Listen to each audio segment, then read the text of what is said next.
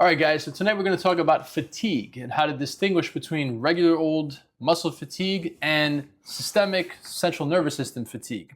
How to distinguish and how to listen to your body. All right, Idi, so what can you tell us about the difference between muscular fatigue after a good workout and systemic fatigue after a workout? Muscle fatigue is simply muscle soreness. A good bicep day, you're going to feel your muscles. After a good leg day, when you can't get off the toilet, that is muscular fatigue. Systemic fatigue, that's nervous system centric. So if you do a heavy deadlift, you tend to just feel sore all over. You tend to feel tired when you wake up in the morning, and just stuff like that. It takes more out of you. Systemic fatigue takes more out of you. Yes. All right. How would you pivot your training accordingly based on both these things? So, if you've got muscular fatigue, you hit a heavy squat day and you want to build muscle, but you're sore, how would you pivot there? And then how would you pivot if you're experiencing systemic fatigue as a result of, your whole body being fried? Muscular fatigue, I always go with a gauge. So say 10 would be, I'm absolutely sore, 1 being no soreness. If you say a 5, I would say you're good to go. A good warm up, and then you head at it. You go at it. Anything from an 8, I would take an extra day. You won't not do anything. I would do more of a recovery walk or something like that. Get some blood circulation and stuff like that. But anything above 6, say anything above 7, I would get a recovery day in. Systemic, I would look at certain things like sleep. Certain things like stress, and adjust the weights you do in the gym. That's how I would adjust systemic fatigue. You adjust the weights you do. Okay, so you'd be scaling the weights down. That's one variable.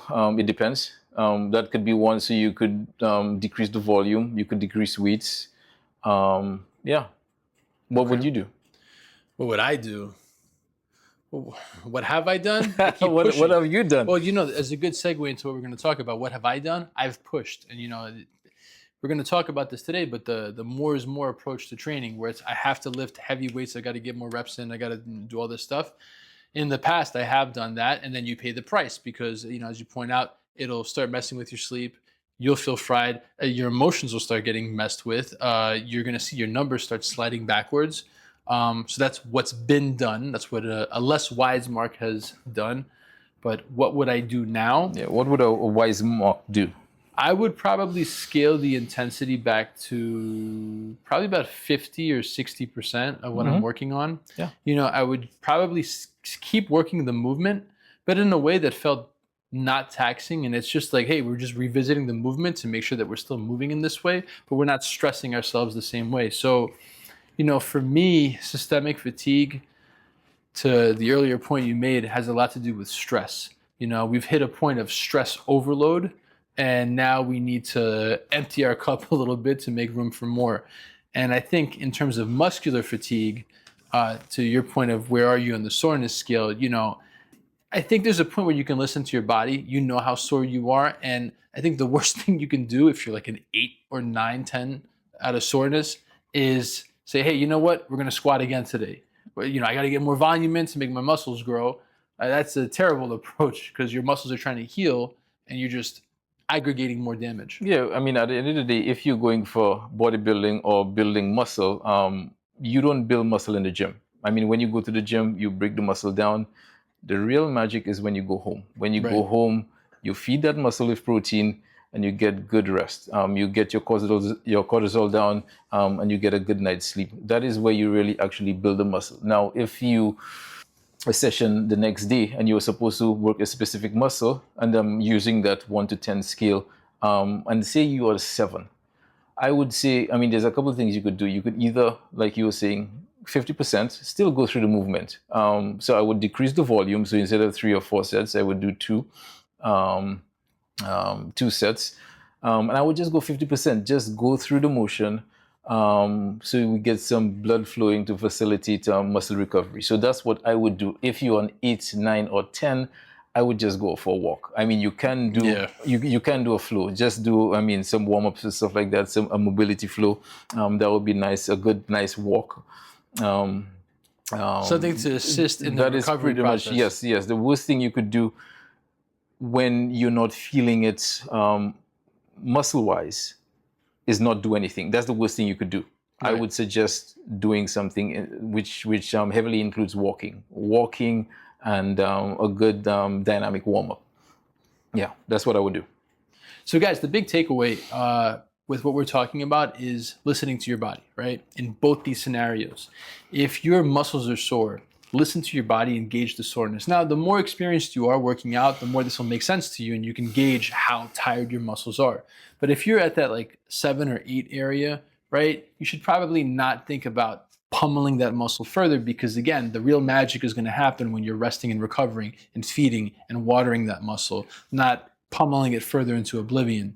And as it pertains to systemic fatigue, right, that's a different type of total fatigue where the signs are going to be your stress levels, your hormones are going to feel out of whack, your emotions might be out of whack, your motivation will be low, your sleep will be disrupted. Things that take you out of your normal functioning are going to become apparent. And the danger here is that if you keep pushing, as I have in the past, but if you keep pushing to the brink, then you're going to fall into overtraining, into a really like overstimulated, overstressed state, which can take you weeks or months to come back from. Yeah. So, I mean, a good way to gauge if you're overtraining, which will include systemic fatigue.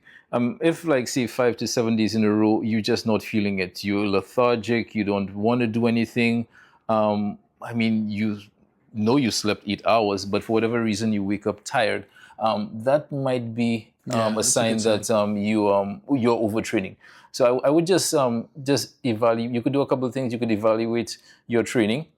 Cut a couple sets down, decrease the intensity to about 60%, and do a lot more mobility stuff. Yeah, the name of the game at that point is de-stressing, right? If you nothing happens in a straight line. You don't get stronger in a straight line. You don't build muscle in a straight line. So once you start hitting periods of high stress, whether you're feeling it locally at a muscle or, I guess systemically, you have to hit a recovery stride, right? So that you can come back stronger. Otherwise, you'll push, and then crash, break. Yep, there's going to be that big crash. Yeah, so just evaluate your training, evaluate your sleep, and just try to de-stress. Just do stuff that makes you happy. Go for a nice long walk, do stuff with your family, play with your kids. I mean, life will throw a lot of things at you.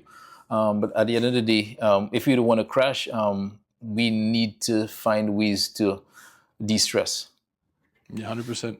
So guys, the big takeaway from today is not just to look at your training as, did I go hard enough? Did I have a good training day? But did I recover from that training day? Did I adequately recover so that I optimized the next training day in the gym, right? If you, as I was once told, if you train hard, you need to recover harder.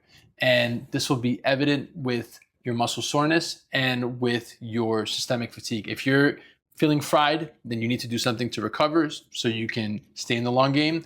If your muscles are sore, gauge where you're at and whether it's a good idea to keep going or to take a step back and allow the muscle to recover adequately. All right, guys. So at the end of the day, you want to attack your recovery as much as you attacked your workout. I know everybody wants to work out. Everybody wants to get a good workout in the gym. But there's this one bodybuilder, very famous, couple of times Mr. Olympia, Lee Haney.